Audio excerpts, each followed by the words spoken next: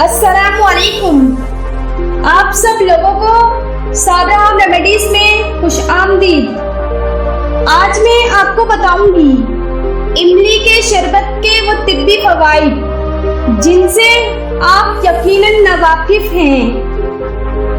अगर आप मेरे चैनल पे नए हैं तो मेरे चैनल को सब्सक्राइब करें ताकि मेरी नई आने वाली वीडियो आपको मिल सके। खट्टी मीठी इमली यकीनन आपको भी पसंद होगी, लेकिन इमली बेशुमार बीमारियों का इलाज भी है। मैदे में पैदा होने वाली तेजाबियत और गर्मी का मौसर इलाज सिर्फ इमली में मौजूद होता है। वजन कम करने के लिए भी इमली का इस्तेमाल बेहद मुफीद होता है। इमली भूख को कम करती है और जिस्म में इजाफी चर्बी नहीं बनने देती। गर्मी की शिद्दत कम करने के लिए इमली का शरबत बेहद मुफीद होता है।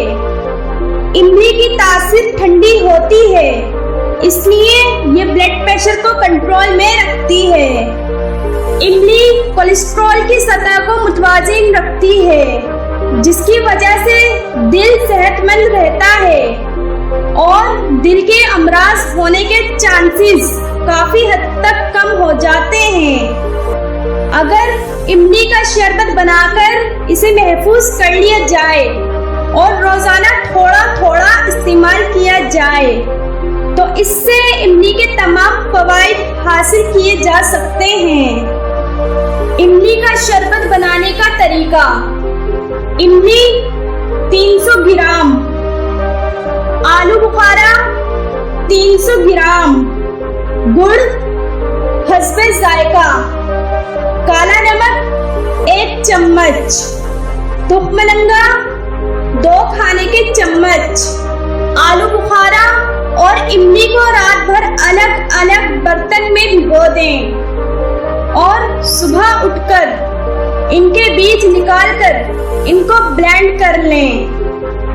इस ब्लेंड किए हुए गूदे में गुड़, नमक और 2 गिलास पानी डालकर 5 मिनट के लिए पका लें। जब ठंडा हो जाए तो इसे किसी बर्तन में डालकर फ्रिज में महफूज कर लें और जब चाहें निकालकर इस्तेमाल कर लें।